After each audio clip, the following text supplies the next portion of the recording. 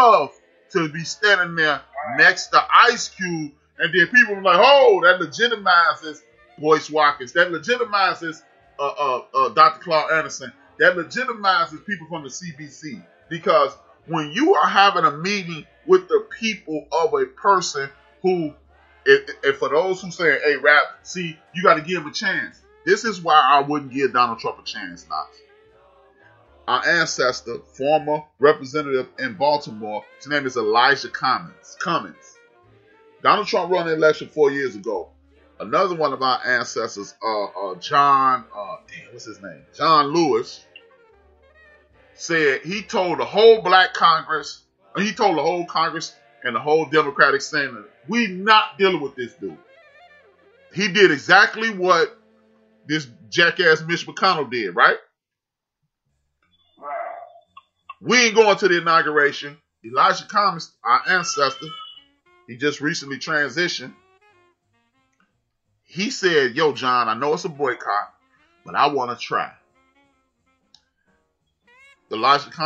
John said, no problem. John, you saw when he passed away a couple of months ago, one of the most respected men in government in the history of the United States of America. Good trouble. You know, that's the one I'm talking about. Good trouble, John Lewis.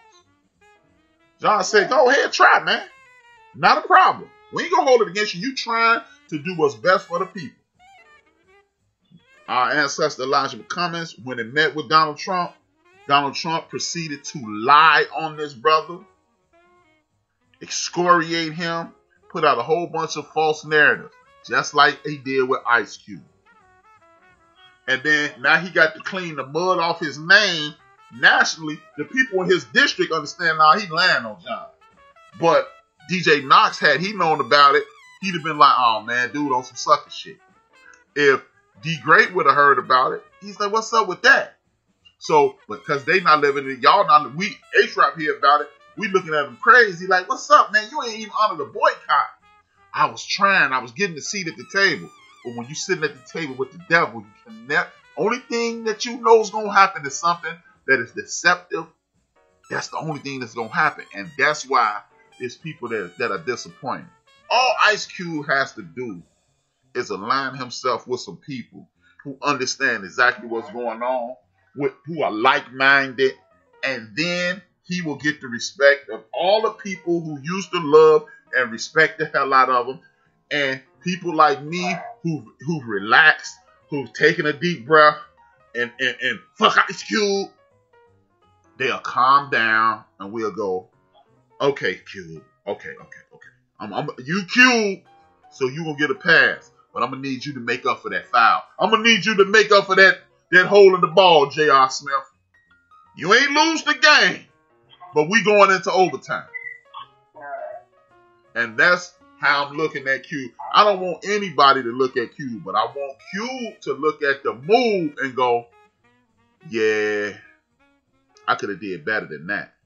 But you got people on the sidelines saying, oh, at least he tried. If you ain't sit down and come up with because when this came out, Ice Cube, you knew it was going to be a media blitz. So you should have been prepared to answer all those difficult questions. Like when you saw the Roland Martin interview, when Roland Martin asked, he said, yeah, Q, don't worry about it. I've met with these people. They ain't no good, blah, blah, blah. What you meet with them for? Bruh, he answered, I'm a reporter. I'm in media. But what you meet with them for? Dude, this ain't the barbershop, family. This is not the barbershop. And you know, you media savvy enough to do some things, but not all. I agree, man. He definitely should have went up there with, like you said, with somebody. You know what I mean? Because like you said, when you go up there united, you feel what I'm saying? Right. And they see that. You going up there united. Oh man, you got this person, you got that person, you got this scholar.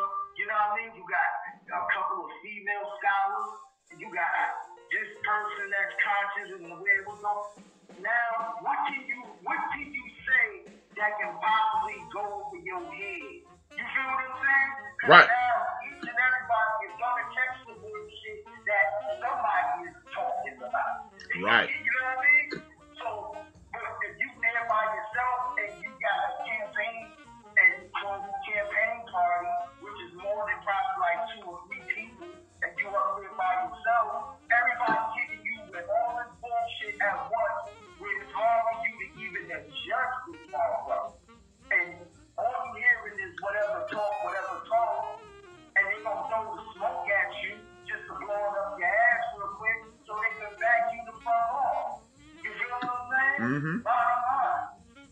But if you got that, like you said, if you got that united front, that can, yo, I got a whole motherfucking army with me, and we in the front line with this shit. What's up? This what we talking about, this what we want, this is our demands, this, that, and the third. You feel what I'm saying? Or better yet, even though we fucking played this.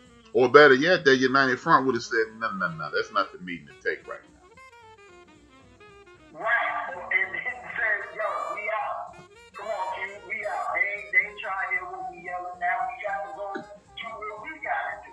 Right. Because like you said, we got to build for this network, and we going to the mall, me and you going to this meeting, and another person want to distribute us, and me and you looking at each other like, okay, we ain't the smartest of arithmetic motherfuckers in the world, but these streaming numbers sound fucked up.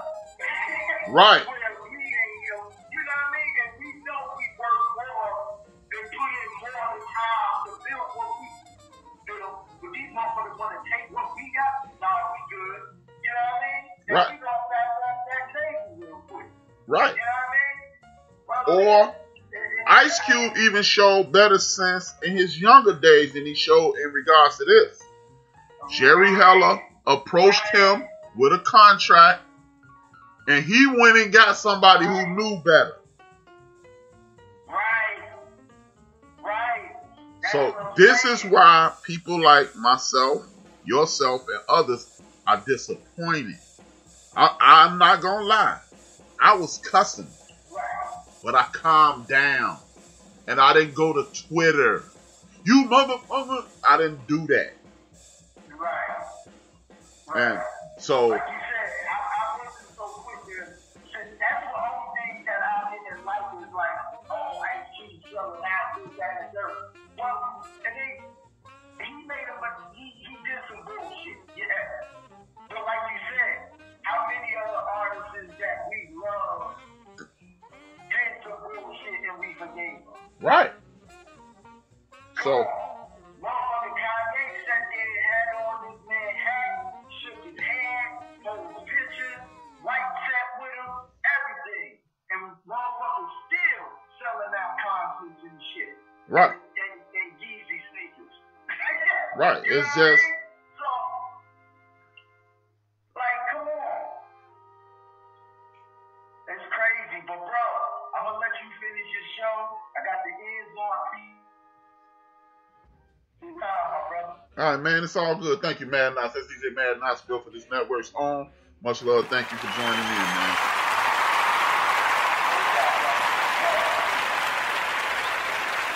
Well, like you were saying, it's not about holding Ice Cube's feet to the fire. It's about expecting more. And I just think I didn't like the technique. And when you're dealing with the devil, you're not going to get positive results. I don't care who you are, whether it's Ice Cube, Chuck D, KRS-One, Kool Mo D, Lil Wayne, or anybody else. You're dealing with the devil. And just to have a seat at the table is not important enough. I think it's a case we could use one sister by the name of Shonda Rhimes. She is the perfect example of this. For those who don't know who Shonda Rhimes is a sister who created How to Get Away with Murder. She did the Central Park 5. She did the longest running TV show on network TV today, Grey's Anatomy. And she's made 3 or 7 billion. I can't remember the number. I'm doing this off the top of my head. She's done $3 to $7 billion for ABC TV, ABC Disney. Show you how meeting and laying down with the devil will not, at some point you're gonna get it. Shonda Rhimes gets some free passes because she worked at ABC Disney to go to Disneyland. Her and her kids, it's a party. Her sister say, "Hey, can you get me in?" Shonda, how could that be a problem? We talking about $7,500. Shonda, one thing leads to another.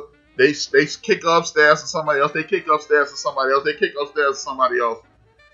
To the point where one of these execs was brazen enough to say to the most productive television producer in recent history, "Don't we do enough for you?" Listen to that. This lady is making billions of dollars for this network. And they say, "Don't we do enough for you?" Over some Disneyland tickets, or Disney World tickets, or some Disney amusement park tickets. At the most, it would have been $300.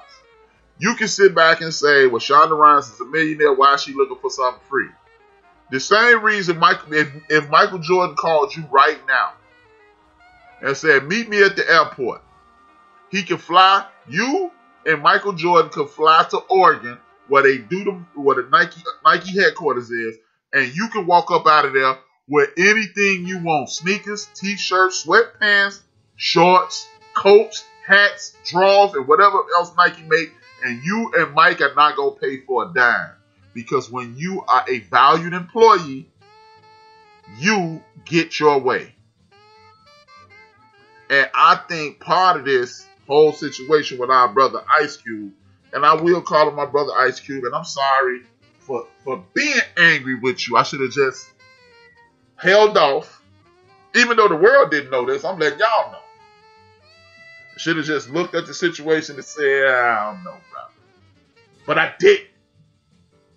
So I got to take responsibility for that. Accountability is key. And we just knee-jerked it. And I'm glad I'm not like others. I didn't go to Twitter. And when you look at Shonda Rhimes, she left. Now Netflix is probably salivating. They probably, "Thank you, ABC, for being stupid.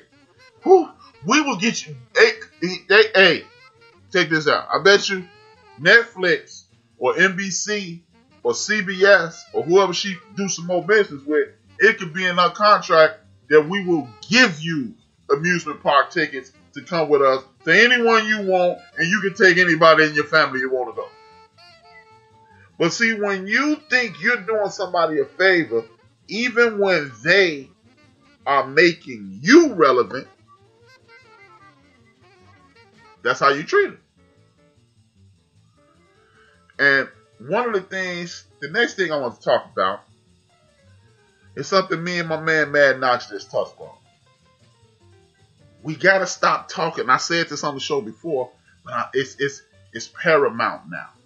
We have to stop talking about family business in these streets. You don't talk about your uncle who's a molester. You don't talk about your aunt who's a kleptomaniac. You don't talk about your parents if they drug dealers or drug addicts. So we gotta, we done got to the point where, like, every time you turn around, no disrespect to this brother, Charlamagne talking about his uncle's girlfriend who molested him when he was 7 to 8 years old. You don't need to talk about that, Charlamagne, or you need to just reference there are people out here getting molested, yada, yada, yada. See, because when you start talking about that, you should encourage people to talk about it with their family members. Because when you talk about it with your family members, you can get resolution. But it doesn't make sense to talk about your ugly family history in front of the world. You talk about that with your family, not the world. So when we disappointed in Ice Cube, we can be disappointed in Ice Cube. I would even say, you can say, hey, we keeping your eye on your Cube Twitter, or social media. But when we running